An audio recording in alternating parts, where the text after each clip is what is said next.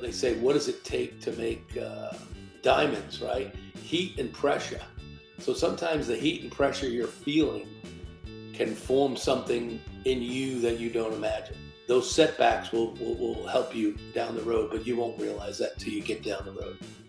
Welcome to the Marketing Boost Solutions Podcast. Join host Marco Torres, along with expert guests, as they deliver incredible, proven solutions to your marketing challenges in each power-packed episode.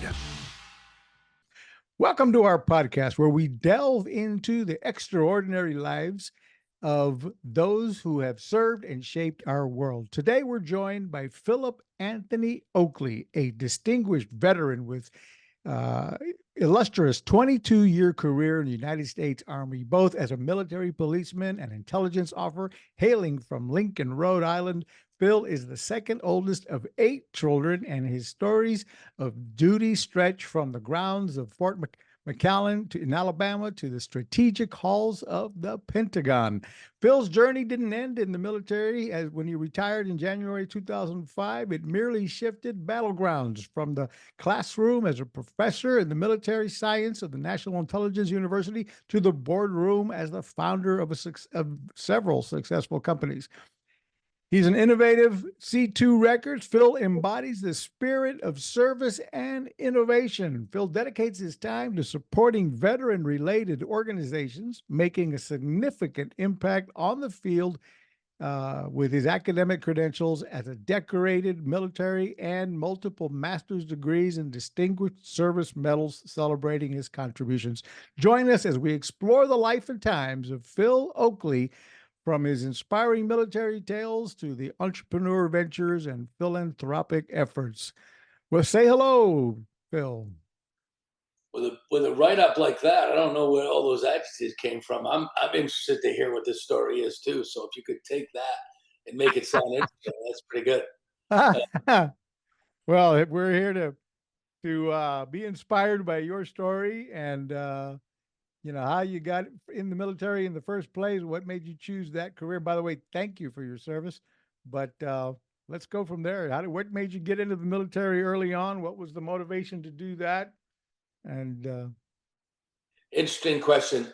The ironic nature of that question, 2 weeks ago, I went back to the guy and thanked him. So I grew up very poor. We're on welfare most of my childhood. And because of that stature, I could go to college for free at the community college. The state provided for me. And I was there messing around. I really wasn't putting forward. I was getting C's and D's. Those still were passing as far as I was concerned. Playing a lot of Pac-Man. And in order to get free education, you have to be evaluated by a counselor because they want to know you're going in the right direction. So I had this counselor, he did all these tests on me. His name's Ray Kilduff, give him a shout out. But he did all these tests and he said, look, you qualify as above average, but based on your answers, you don't have any of the stuff you're supposed to know from high school. You graduated last year. And all these other things you score in the genius level. So you're above average, but what it tells me is you didn't apply yourself. And he goes, based on your grades here, there's no way you should be getting C's and D's. So I was like, what? And I was like, well, I'm passing. That's all I care about. He goes, well, you're wasting the state's money. You need to get your shit together. And I was like, who's this guy telling me? He's like, look, if you want to take your education serious, I'll help you. But if not, go join the military and come back when you're more mature, when you realize what a great opportunity this is. And I was like, who the heck is this counselor? So 6 years later, after I joined the Army, I needed to have a degree to become an officer. So I went back and I said, you remember me? And he goes, yeah, I do. And I said, well, I'm taking it serious now. So he carved out my classes I took there, gave me some what's called CLEP test, college level exam proficiency, to make up the areas to complete my degree. He goes, you got 100 credits, but you don't have a degree. So what he did is he gave me these exams and I passed 5 of the 6 one. And I got my degree and then I became an officer and my whole life changed. And I had a great 22 years. But I literally 2 weeks ago, you asked me that question. Nobody's ever asked me that. And 2 weeks ago, I went back and saw him and thanked him. And so it's a great, great, great question. Wow, that's powerful. So today we're one of the things we're talking about today is your recent getting involved in putting together the music festival coming up here in May, uh, Patriot Fest. Let me get that on my screen. Can you tell us about that, how it came about? And I mean, obviously, it's the purpose is to celebrate veterans and what have you, but tell us more about that here as I put that up on our screen. Excellent. Patriots Fest with an S. You can go there, patriotfest.com. And if you look at the lineup, it's pretty substantial. A good friend of mine, Matt Holmes, and I, both our grandfathers served in the Navy in World War II, and they sort of bestowed a patriotic feeling with us. And we decided, why don't we have a festival that promotes patriotism? Like, we're so divided. We didn't want to make it a political event. We wanted to make it a patriotic event. And in the beginning, we were getting pushback from some extremely liberal outfits saying, "Oh, this is a Trump rally. This is like it's ultra conservatism." We're like, no, no, no, no. Being patriotic is not limited to one party. A patriot is someone who believes in God, family, and country, and politics should never matter. So that's kind of how we've been trying to keep the messaging for the event. The challenge. Then we had to line up artists because we never did a show before. So Matt's well known in the industry. He has several artists that he maintains. And I said, let's do it to bring attention to these military charities. So for the festival, we have 3 charities: Special Ops Survivors, Task Force Dagger, and America's Future. And all of them promote patriotism and or recognize those who have made sacrifices, and some of them the ultimate sacrifice. So it's really to bring attention to the charities, and the idea, like I said, grew from Matt and I trying to have a festival. And we picked Aurora, Illinois, because my first duty station after basic training was Fort Sheridan, Illinois, just up the road from Great Lakes Naval Training Session. So yeah, So this is coming, this is going to be right away this weekend. You have another one coming up in September as well, do you not? we do. We haven't locked down. We locked down the date. It's at the end of September, and it'll be Mhm. in the North Carolina area. We're not allowed to say yet because we haven't ratified all the contracts. But again, it's kind of the same thing. It's a music and military celebration. Uh, it's pretty robust. If you look at the lineup, those are all patriotic Americans. Big and Rich. John Rich is one of the most patriotic guys you can meet. Three Doors Down has a couple artists. One of them was former Navy. The other one, their brother and father served in the Air Force. If you look down the list more, you got Ted, who's always espousing patriotic Ted requirements. Nugent. Yep. Yep. Can't wait to hear him. I'll be there this Saturday as well. So I look forward to that. Awesome. Look forward Yeah. to seeing you. Demon Jones, he's probably like, I just met him last year. He's probably one of the most patriotic guys I've met in the music industry. Uh, Cowboy Troy, Creed Fisher, Matt Oakley, Nick Venturelli. Um, we glance over the Matt Oakley. Everybody wants to know the question, and you know the answer because you asked me earlier. Yeah, yeah, yeah. I'll be interviewing him next up here in a little while, and I understand he's your son and one hell of a musician. I loved his songs that he's playing there, so I look forward to interviewing him Okay, shortly. good. Yep. The funny part, the song that he's going to play for you is called "Can't Take the Dogs." Yeah. It was inspired by his mother and I's divorce, and you can play his first, but then later on you can say, I got him and she got the dog, and I gladly would have changed the dog for him at any point. So don't let him kid you. He didn't come. I didn't come out on top on that chain. Oh, I was reading about it. I thought it was some friend of his with the divorce, but it was actually you, his parents. Wow, that hits home. All right. Let's So talk about the other artists on the bottom there. Let's yeah, yeah, jump in on recognize it. those guys. Brandon Hart, up and coming country artist. He's going to be there. Austin Edwards, he's local and he's also a police officer, and so part of the event, we're raising money for charities and militaries to come to the show. We want sponsors to donate and buy tickets for veterans. And so Austin and I were talking, why don't we reward police and firemen as well, because they're patriotic Americans. So we got a final push to get smaller sponsors to send police officers and firefighters to the event as well. Nate Venturelli is also local, the outfit. So don't dismiss these other guys. These Austin, for example, he finished number 2 in America's Got Talent. There's some really talented artists up and down this lineup, and I hope people take a chance to come to that. Yeah, no, I look forward to it. I mean, the top 3, of course, Three Doors Down, Ted Nugent, Big and Rich. I mean, this is one hell of a lineup, and congratulations on putting this whole thing together. Hopefully the weather holds. Any forecast on the weather so far Yeah, for supposed to be clear and no rain. Knock on wood. Nice, nice. So here again at the Piazza in Illinois and Chicago area there, guys. Don't miss it. Saturday the 18th, 2024 in Chicago area. And then we're going to be in September. Another one is being lined up. So we'll promote this again closer to September for your next event. So back to your career and your story. I understand you've got a book coming out. Tell us more about that. That's too funny.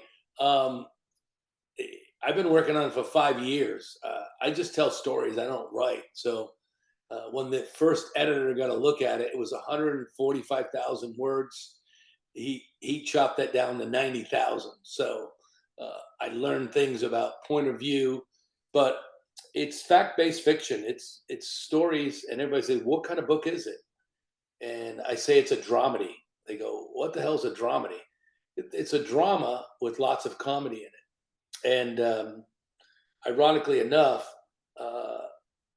it was some of the book was inspired by that first duty assignment, and that's where I became close friends with. I call him my battle buddy, a kid named Nolan, and we were stationed at basic, and then we went to our first duty station together. And the book chronicles the timeline and how you become friends with someone in the military. So I say it's a dramedy, but it's really a story about friendships and bonds that you established in the military and the difficulties faced in uniform. It's called Dying Confession.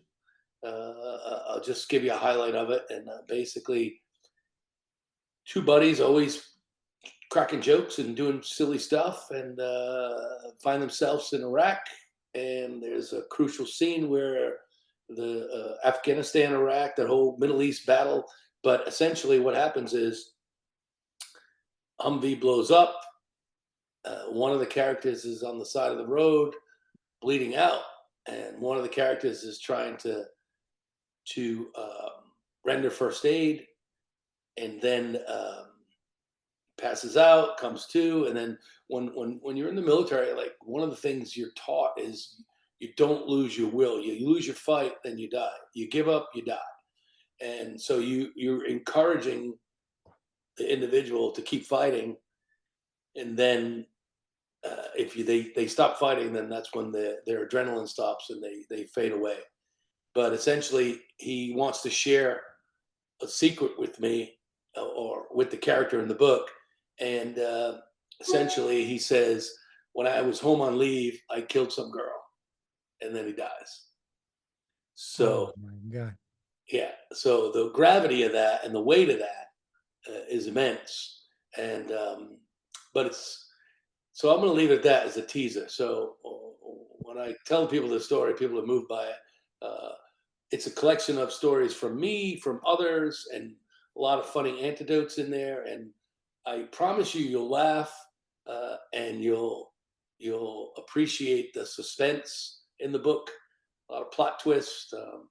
My first attempt, my good buddy, General Palumbo, he was the head of funding in the Pentagon that's funded all special operations efforts. He refused to believe I wrote the book. So he wrote the foreword for it, and he was touched by it. He's like, "Wow, that's great." So I don't know what the feedback's going to be, but I'm using the book to catapult people paying attention to the charities and the sacrifices that men and women in uniform deal with. So this book, uh, I'm hoping it's successful. Uh, my son wants to play me if I turn it into a movie, but that's beyond me. But it'd be a great Netflix series or something like that because it's funny. So That's wow. Trying to imagine how you make that funny into there because that's such a heartwarming story at the same time. But we'll look forward to that. When does that book come out? I understand May of this year, so it's any day now. it May 28th, which I didn't pick, but ironically, it's Memorial Day weekend.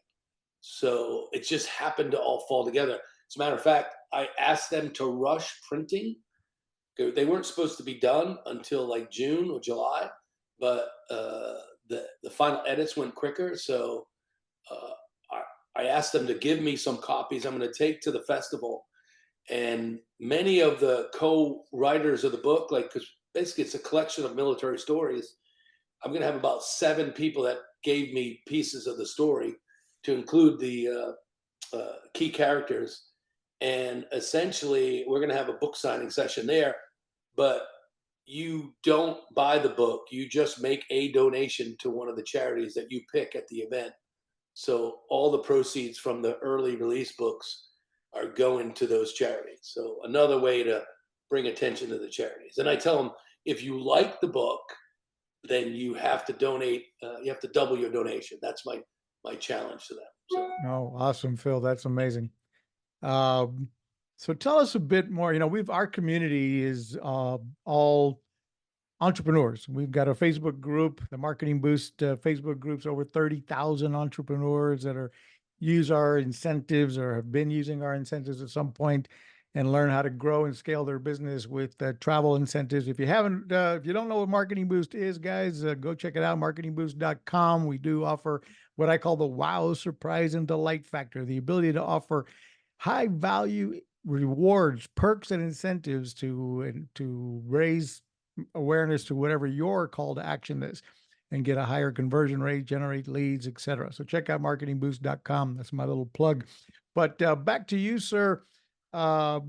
Your career, you went from the military to a great entrepreneur background as well. What wisdom can you give to our listeners on that? Well, if for folks in the military transitioning into the into entrepreneurship or any other career once you're out of the military, what the challenges many face, how would you recommend folks handle that? another interesting question. Like these are things that people haven't asked me before, so it's kind of ironic. I always like to keep it loose and add some levity. And my son will, if you say your dad told me the KFC joke, he hates that joke. But I used to tell people we were so poor when I grew up, we had to go to Kentucky Fried Chicken, but we had to lick the other people's fingers. So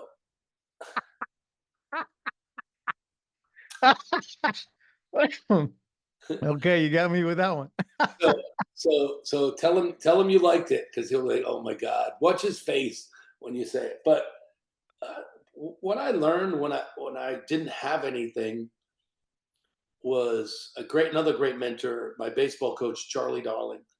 Growing up, he made us work at it, and we won the championship from. I won it every year. I played for him for 4 years. I won the championship every year. And what I learned from him was, whatever you do, and if you're the shortstop, you become the best shortstop. Uh, Dedication and focus on becoming the best at your craft. So when you say military entrepreneur, right? I started a company that basically sold technology and hardware software to the government. And I initially launched, it was me and one other person, and all I did was sell software. And then I realized when I was selling software, I needed the people that were going to use it. So I knew the intelligence community. I retired out of the Defense Intelligence Agency. So I knew that very well. And I knew they had troubles acquiring technology. So whenever you wanted something, when I was an officer, I needed this technology and 2 people to work for me. And it took me 7 months to get the contract done. So I said, there's got to be an easier way. So I learned about contracting before I left the military. And that knowledge helped me launch a company. And I got a contract called a SEWP contract, which is Solutions for Enterprise-Wide Procurement. So I knew there was a problem with acquisition. So when I would say, what would I advise young entrepreneurs? Don't think of something that you can do that can be neat and innovative. Make sure you're solving a problem. And the problem I solve is I have an easy vehicle for the government to get to any technology. And last year, the three companies combined had over 100 million in hardware and software sales and people to the government. And all three are a little bit different, but I found in all three of them, and I don't spend as much time. And if you ask the guys on that team, they're like, wait, you're running around with all this music crap. It's not making you any money, but why don't you spend more time doing this? I'm like, the challenge is gone, if you will. Like it runs itself. So to be a very specific answer to the question that I took a long time to get to, find something that you're very good at, and then make sure you're addressing a problem. Because you could be good at making buggy whips, but we don't drive horse and carriage anymore. So find something that is needed, and then learn as much as you can about it, and provide that solution that others aren't providing. Wow. And as you grew up with 6 brothers and sisters, and now have how many children? And 8 grandchildren, I read about you. Yeah. So Yeah. that sounds amazing. I have 2, and I could only imagine how wonderful it is to have 8. But how many kids did you have? The 3 that are behind you there? Correct. I've remarried. My spouse Lisa has 3 kids, so we're the Brady Bunch. We have 3 boys and 3 girls combined, and we have 8 grandchildren. And the interesting, I had 7 brothers and sisters. My older brother Kevin passed recently, so we have 6 left, but 7 total. He was also a veteran. He just passed a little while ago. But what I can tell you about that is my stepdad, who Matt and I wrote a song about him. It's called The Marlboro Man. And it's not ready. It's not even close, but I'm going to make a declaration right now. When we release that, it's going to be a super positive song. And it's about some guy marrying some lady that had 7 kids. Like, nobody does that, right? But that was my stepdad, John Garapi. So if you see the theme here, there have been people that have helped me get down the road. I didn't just wake up and have the life I have. If it wasn't for my coach, it wasn't for a teacher, it wasn't for my stepdad and my grandfather, I wouldn't be where I am today. Wow. And one of the songs your son wrote or sang is the Richest Man I Know, which I don't know who that's about, but wow, that's a heart-pulling song. Beautiful. Yeah. I wish I have do I have a picture of it here? I think Nope. Richest Man I Knew, Matt and I wrote that in 1 hour. Wow. And he's so gifted as a songwriter. I tell him that he should write with others more than just writing his own stuff. So if you had, you could play that clip if you had it. That'd be kind of cool. But think I do. Let's see if I can find it here. We were writing it initially about people, and I was trying to put the life lessons that I had learned.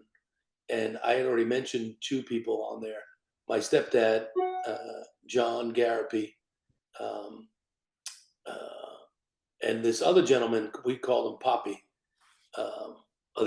Can't take the dogs. Oh, that's the dog one. I got the wrong one up here. Sorry about that.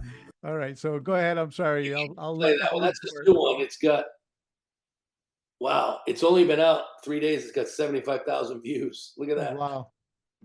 Yeah, this was the dog song you were talking about. Ain't it funny how people change? I told her she could take the whiskey, take it all. Take the bourbon, I'll take the loss. Take the pictures, take the frames, hell, take the walls. But you can't take the dogs. Yeah, I'm taking them with me. I got the boys up in the backseat. and take whatever you want, but you can't take the dogs. You can even take the 6th string. Don't come saying you miss me. You can go and take my last name off, but you can't take the dogs. She came back just a couple weeks after that. Guess she got lonely in the aftermath, not having them boys around. Beautiful song and beautiful message, especially if you're watching this, guys. Go after this, go look up The Richest Man I Know from Matt Oakley. He's going to be playing again at the Patriot Fest here on Saturday the 18th, among many other great artists here. Again, Three Doors Down, Ted Nugent, Big and Rich, Cowboy Troy, and a whole big list here. Saturday, starting at 11:30 in the morning, I believe. It goes all day long. So got to get there, and stay tuned for the next Patriots Festival in September, where we'll be somewhere in North Carolina. Is where you're planning on putting that together? Yes. Yeah, so that'll be another awesome opportunity to get together. And although the name sounds like a Trump rally with patriots, but as you pointed out, tell that one more time, or what you guys consider patriots again? Patriots are people that believe in God, family, and country. There's no political affiliation. Some people espouse patriotism more than others, and it is not limited to one group of people. It certainly shouldn't be. And of course, Yeah. you know, the American flag nowadays seems to trigger some people, but you know, it doesn't make any sense to me. But if you're God-loving Democrat as well, or a Republican, you know, again, it doesn't matter, right? Both sides of the aisle or all sides of the aisle. If you're an independent, get on down to Patriots Festival, celebrate this country, celebrate veterans, and celebrate some great music. So awesome you guys putting this together. And so how else do people get a hold of you? What other, before we wrap this up, if anyone wants to reach out to you, do you have a LinkedIn page? I do have a LinkedIn page, Philip Oakley at LinkedIn site. You can see, I think I have a blue suit on there. That's I'm easily recognized. My son says I have a face for radio, but I tell him I made it with this face. If he can't make it with his face, then he doesn't have it. You got it. Yeah, you and me both have the radio faces. Ah, Lord.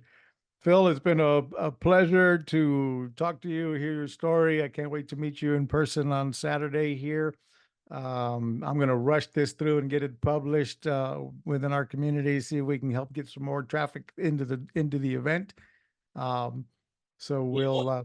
One of the things I'd love to do is and I kind of feel bad because I have a lot of dear friends that are police officers, and we made this Patriots about military celebration, but we've added police and first responders to the event. So we're trying to get additional sponsors to buy tickets. So even if you only want to buy 1 or 2 tickets to the event, if you can't make it yourself, send a firefighter, send a police officer, or send a military person to the event. Again, I told you some of the sponsors we were too conservative, was the quote, and I was like, this is not a political rally. Come on out. When did the country become so politicized that patriotism is a bad word? I'll leave you with this one thought. I told somebody the other day, I said, if I could get us back to thinking like we did on September 12th, rather than we are today, then we'll be a better place, because nobody cared about political parties. Nobody cared about divisions. We didn't agree on everything, but we did agree that we have to protect America. We have to take care of the men and women in this country, and we have to do whatever we can to make sure the ones that are at the front lines fighting these battles are most prepared, most equipped, and most ready to keep us safe. So that's, if you want to know my altruistic long-term goal, we get back to closer to September 12th, because there was Right. none of this division then. So true. Get back to a country that is more united and lives by our name brand, right? United States of America. 100%. Yeah. So, and I came to this country. Well, I was born in this country in Texas as a kid and moved to Puerto Rico at age 8 and spent the rest of my formative years in the Caribbean, Puerto Rico, the Virgin Islands. And, when I was getting ready to have a family, I wanted to move back to the U.S. and get here, move to Florida. But it was all about, the American dream can be built right here in America. And it it was inspiring. You want to come back, you want to do it, and and everybody can. Anybody with a dream and a goal and willing to put in the hard work can do it, and be back to the United States of America. I love your mission. So again, thank you, Phil, for being on the show. I look forward to be talking to your son here in just a few minutes, and uh, look forward to meeting you in person here come Saturday.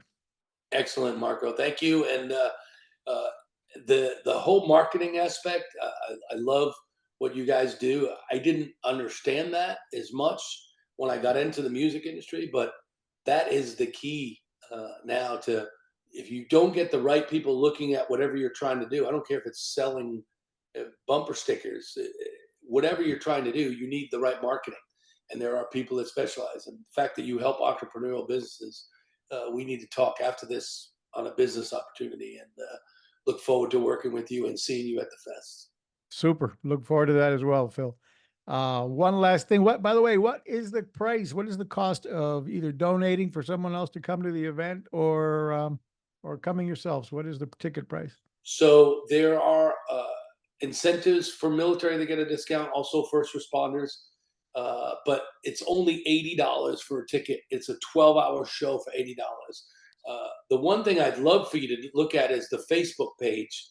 Go to Patriots Fest Facebook. That would be great, because if you have ethos in the military, we have Navy SEALs, Green Berets, Marine Force Recon, World War II veterans, Vietnam veterans, and like you could scroll down there and you'll see the list of some of the. You can click on one of the. Keep going past that one. Go a little further down. We have paratroopers dropping in. Yeah, click on that right there. Those are the paratroopers that several of those guys have 3 and 4 Purple Hearts. They've been shot, they've been stabbed, but they're coming to drop in with the American flag. That's Keith. I just spoke to him. He Nice. switched to the next guy.